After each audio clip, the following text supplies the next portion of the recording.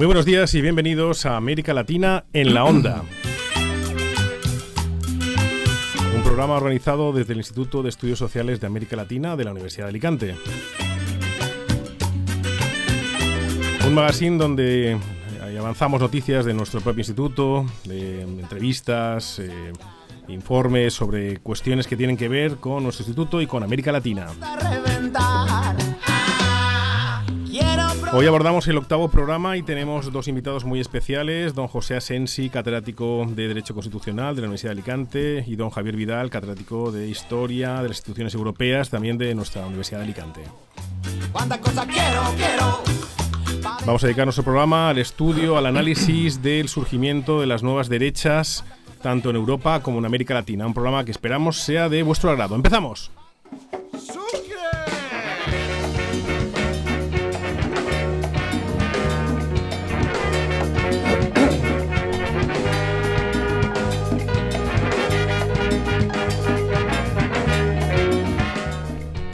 Bueno, vamos a hacer el inicio de nuestro programa saludando a Pepe Asensi. Pepe, José Asensi, ¿cómo estamos? Hola, ¿cómo estás? Muy buenas, Virgilio, un placer que estés con nosotros, acompañándonos en este primer programa. Un gusto. Y Javier Vidal, secretario de USAL y persona muy querida por todos nosotros. Javier, ¿cómo estamos? Hola Virgilio, buenos días. Me sale decir Pepe y Javi, pero sois instituciones en esta universidad y os llamaré con respeto y obviamente siempre. Vamos a avanzar algunas noticias de nuestro instituto que sobre todo se dieron antes de este largo periodo vacacional que tuvimos. Entre otras cosas, comentar que tenemos una nueva web del Doctorado de Humanidades y Estudios Sociales de América Latina para consulta de todos los interesados en cursar estudios de doctorado con nosotros desde USAL. Explicar también o comentar que el pasado día 8 de abril nos acompañó el embajador de Cuba en España, el señor Gustavo Machín, en una visita de cortesía a nuestro instituto que va a servir para acordar proyectos y colaboraciones académicas e investigación conjunta.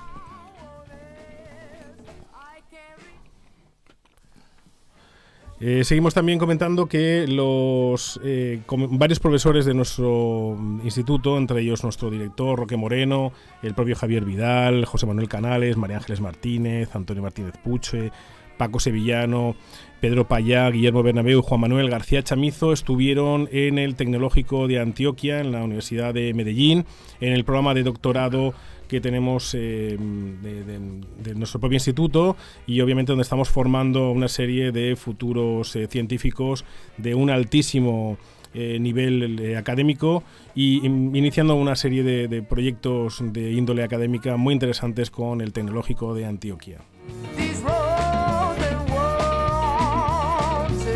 Y explicar también que próximamente nuestro director Roque Moreno, así como Juan Manuel García Chamizo y Javier Fernández van a participar en el primer Congreso Internacional de Administración Pública, que está en este caso organizado por el Politécnico Colombiano Jaime Isaza Cadaví de Medellín, de Colombia, y del cual daremos cuenta en el próximo programa de América Latina en la Onda.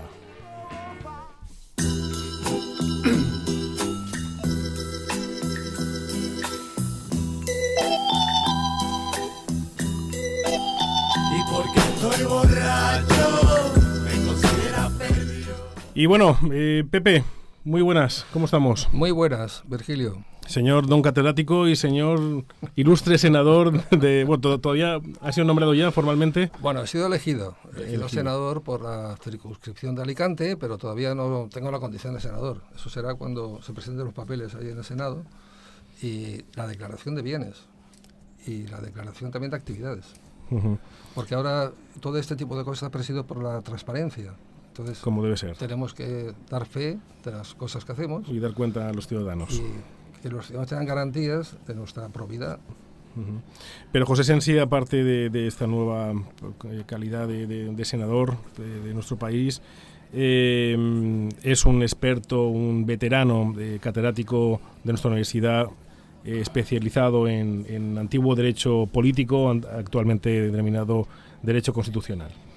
Sí, yo me considero un constitucionalista que tiene una vertiente jurídica, pero me considero más constitucionalista que jurista, aunque las dos cosas están muy relacionadas. Mi vida académica ha transcurrido más bien por el derecho, pero mi vocación siempre ha estado un poco mirando hacia los aspectos políticos y sociales de las sociedades contemporáneas. con una vocación especialmente hacia América Latina, en la que he tenido, en fin, actividades muy diversas que me han proporcionado una atalaya, ¿no?, para observar los procesos políticos y constitucionales en América Latina. Y también en Europa. O sea que mi vocación está un poco por ahí. Y por eso mis publicaciones, mis investigaciones han ido siempre en la línea de poner por delante los problemas constitucionales más que las soluciones jurídicas o constitucionales, que también son importantes, sobre todo en la Europa de hoy. Además de la producción científica, que ha sido también muy extensa, también esa conexión con la sociedad ha sido permanente por tu prolífica labor también como articulista en el diario Información, sí. Pulsando sí. La actualidad sobre todo y debatiendo sobre una cuestión que se plantea prácticamente en todo momento que hay procesos electorales, el tema de la Constitución, hay que reformarla, no hay que reformarla. Sí, las constituciones se han convertido últimamente en los iconos de la democracia. O sea, como los estados están venidos a menos, lo único que garantiza una cierta unidad, un cierto sistema, digamos, de convivencia son las constituciones. Pero a su vez se convierten en armas arrojadizas, porque como hay que interpretarlas, pues cada facción, cada partido, cada movimiento la quiere interpretar a su manera. Entonces se convierten en caballos de batalla.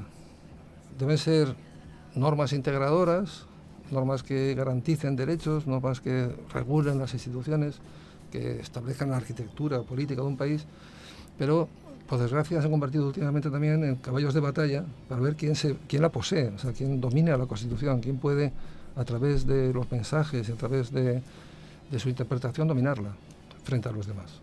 Esto es un peligro muy grave que precisamente los populismos utilizan, como luego hablaremos seguramente de populismos. O sea, cómo se puede convertir la Constitución, que es un texto integrador.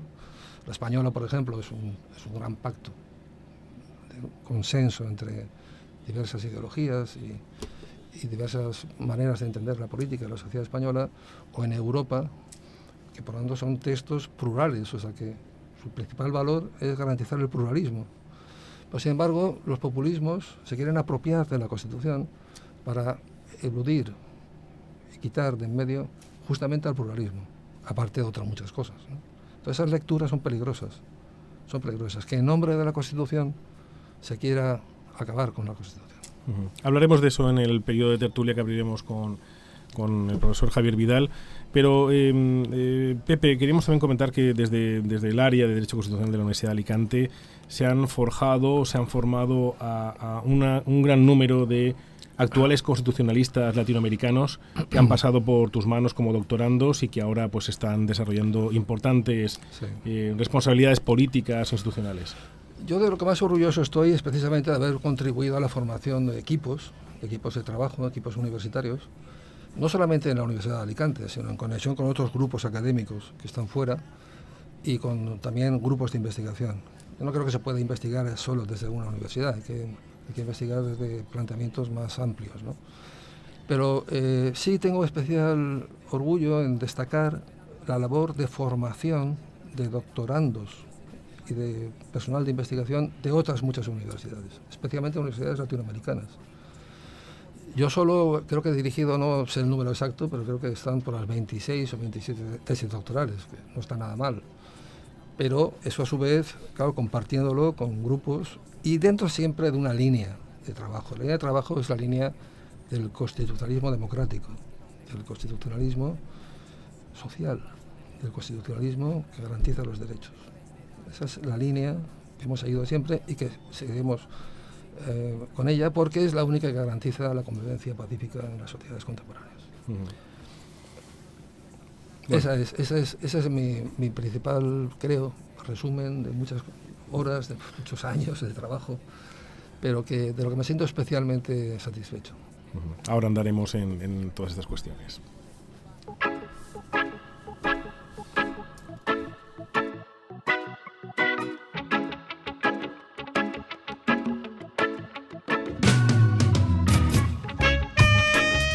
Y vamos a abrir en este momento como, digamos, actividad extraordinaria dentro de América Latina en la Onda, una amplia tertulia con los dos invitados de hoy, con José Sensi y con Javier Vidal, y esto lo permite, pues, digamos, el carácter de ambos invitados y su grado de su gran nivel académico, profesional y humano, que creo que va a permitir la posibilidad de tener un diálogo muy fluido respecto de una cuestión que nos ha parecido muy interesante analizar, siquiera pues de forma breve, en nuestro programa de América Latina en la Onda, y es el surgimiento, la aparición o no, o la refundación, ahora veremos la opinión de nuestros invitados, respecto de lo que se está conociendo como las nuevas derechas, tanto en Europa como en América Latina.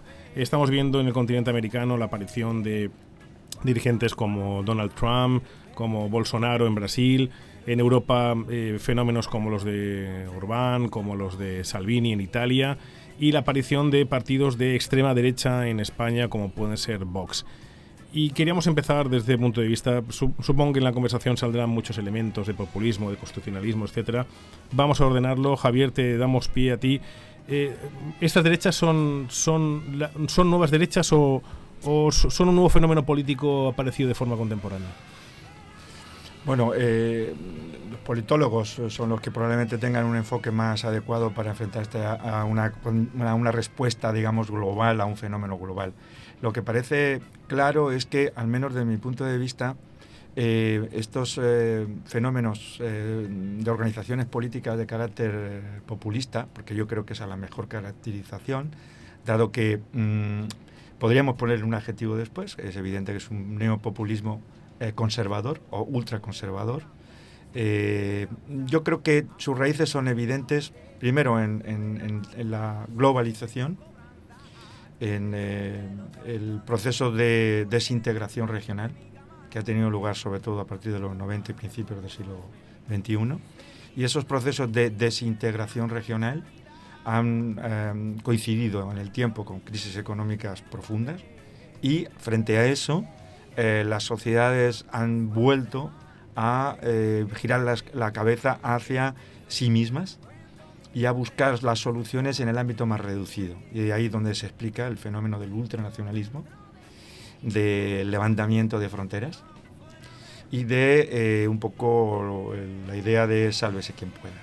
Y en ese totus revolutum, estos grupos de ultraderecha han encontrado un magma que han sabido aprovechar dentro de las sociedades democráticas, precisamente gracias al funcionamiento de las sociedades democráticas, para expresarse y a través de las urnas conseguir apoyo político y tratar de llevar a sus postulados al ámbito de la política cotidiana. Y en ese sentido yo creo que los paralelismos entre Europa y el caso de América Latina son muy, muy, muy evidentes.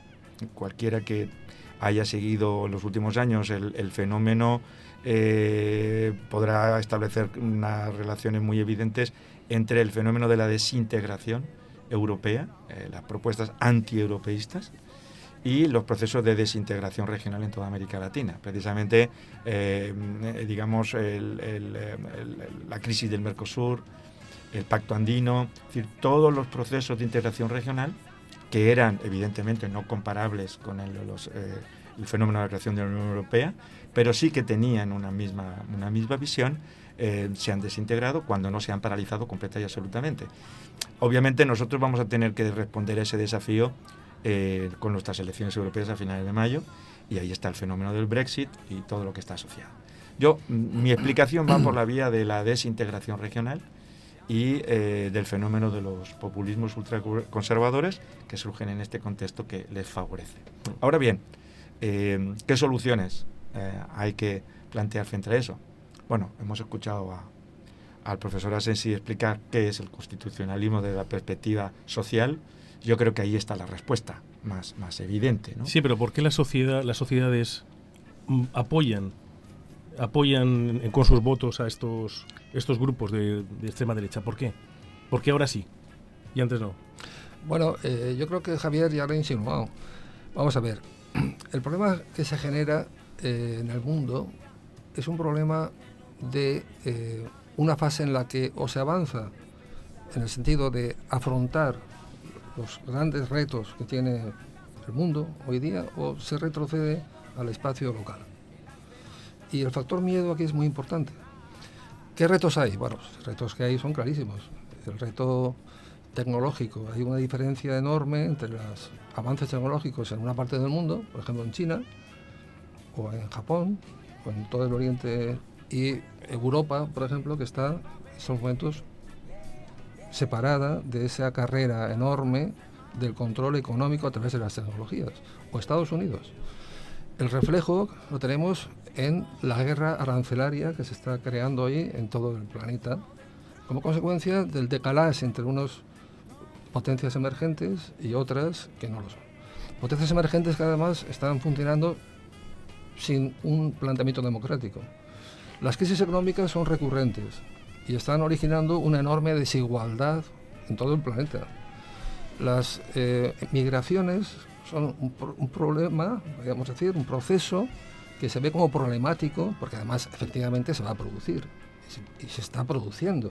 Y hay que dar también una respuesta a eso, una respuesta a los conflictos locales, una respuesta que se está dando también a las guerras que se están originando, y una especie de retraimiento cuya máxima expresión es el señor Trump, que es primero América, o sea, primero Estados Unidos, primero ellos.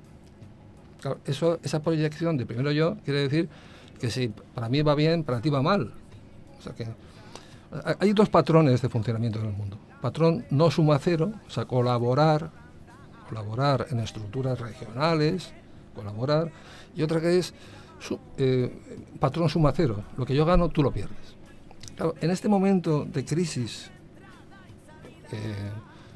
migratoria, de crisis económica, una crisis muy fuerte que hemos tenido y no va a ser la última, de desigualdad, de crisis social, claro, hay dos caminos. Uno es, efectivamente, el camino de la integración regional, que es el que se había practicado en América Latina en los últimos años y en Europa, la Unión Europea, que es un ejemplo a nivel internacional, a nivel mundial, de cómo se pueden integrar países para poder hacer frente a los retos de la globalización.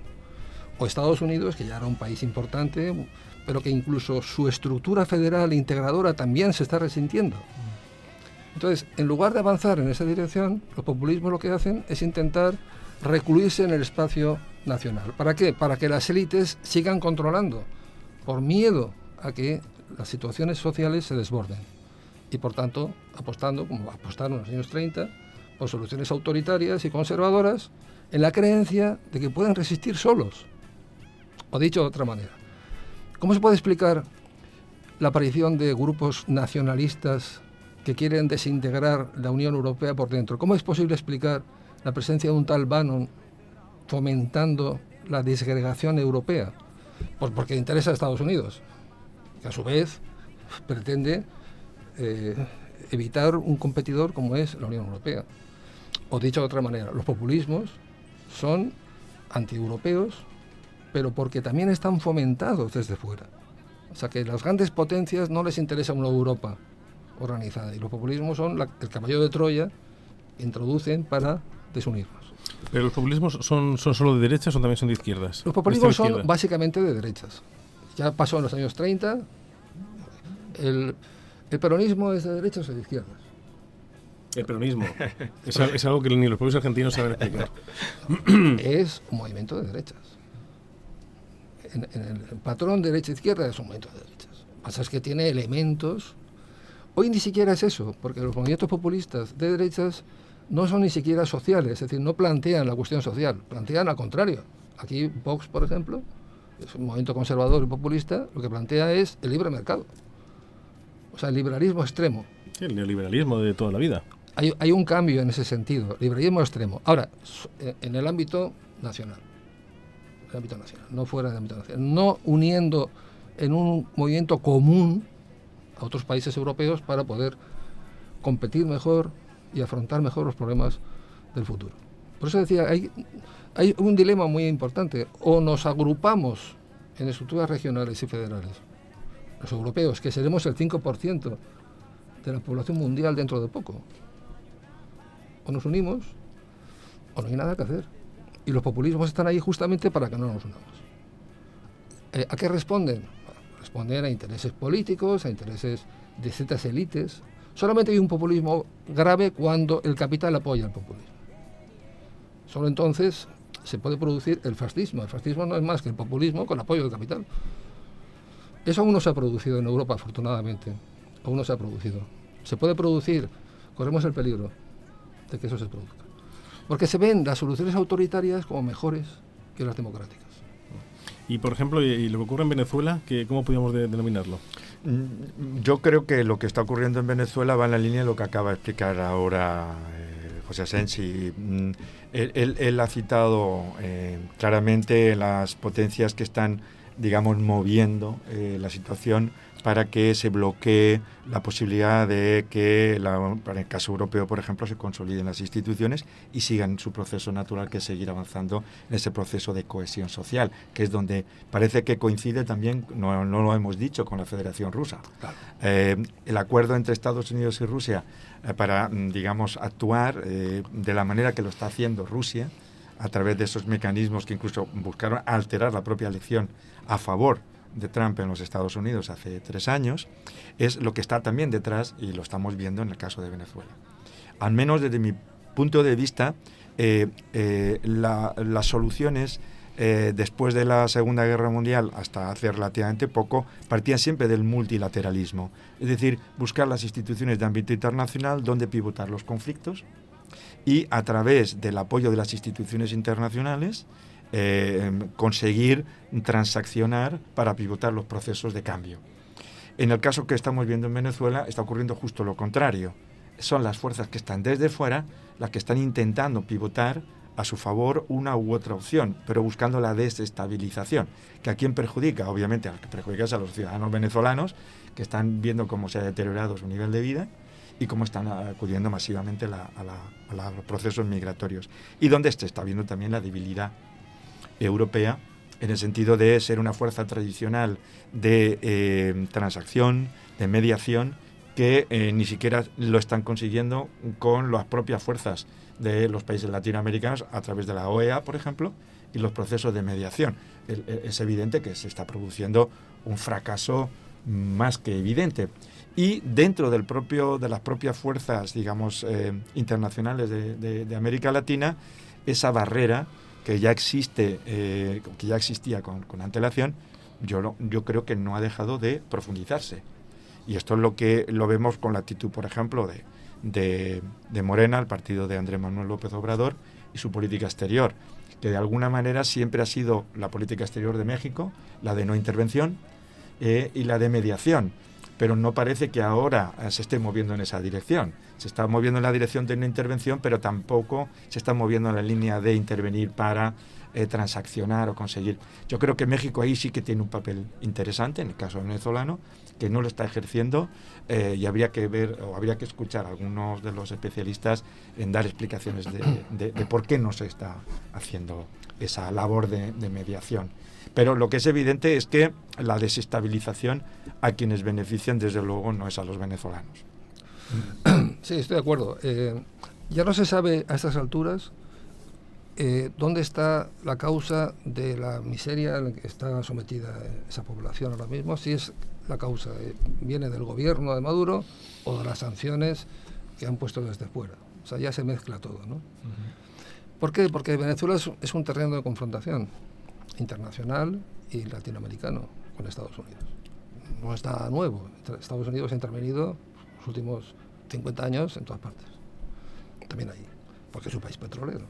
Entonces, por una parte hay un fracaso de un intento de revolución democrática que no estaba en la Constitución. O sea, la deriva, podemos decir, autoritaria, ya del último Chávez y de Maduro, no estaba en la Constitución.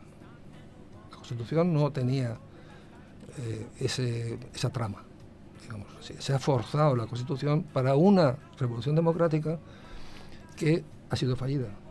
Y ha sido fallida por una razón muy sencilla. Porque un país petrolero que funciona en el ámbito internacional dentro del capitalismo existente no puede hacer internamente una revolución social. O sea, tú no puedes estar al mismo tiempo con PDVSA funcionando en los capitales internacionales y ese sistema de distribución y de recursos que el petróleo produce y luego internamente pretender hacer una revolución socialista. Hubo enormes fallos económicos, hubo un autoritarismo extremo, hubo un Estado dentro del Estado, lo cual no era constitucional, y una deriva autoritaria que no se puede eludir, ni se puede ocultar. Dicho eso, ha habido, claro, un intento por parte de las potencias, sobre todo Estados Unidos, de hacerse cargo del petróleo de ese país y alentando, por tanto, todo tipo de levantamientos populistas, porque Guaidó es un populista por su trayectoria, es decir, por sus señas de identidad. Pero ese conflicto está ya establecido. Claro, el conflicto es un conflicto muy peligroso porque puede conducir a una guerra civil.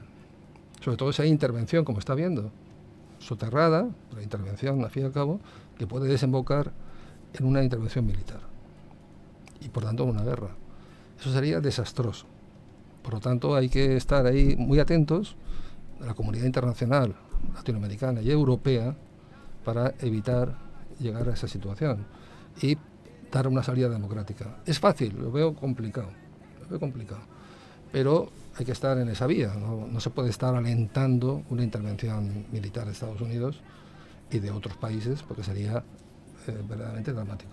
Pero es un ejemplo de cómo el populismo actúa en varias direcciones, ¿eh? Y es un ejemplo también de cómo se fracasan revoluciones democráticas porque se pasan de frenada, porque realmente no están dentro de la Constitución, están fuera de la Constitución. ¿Y la desafección política de la ciudadanía también contribuye a la formación, la generación de estos populismos? Bueno, es evidente que en un contexto de sociedades organizadas democráticamente, la mayor parte de la región, si estamos hablando de América Latina, está organizada bajo sistemas democráticos formales. La opinión pública se expresa y se expresa intentando no, por así decirlo, castigar a aquellos movimientos políticos o partidos políticos que no están siendo capaces de responder a sus expectativas, que en este momento pasan por aumentar su nivel de vida. La cuestión básica de fondo es que en los últimos 15 años los procesos de aumento del Producto Interior Bruto en el conjunto de la región se han estancado.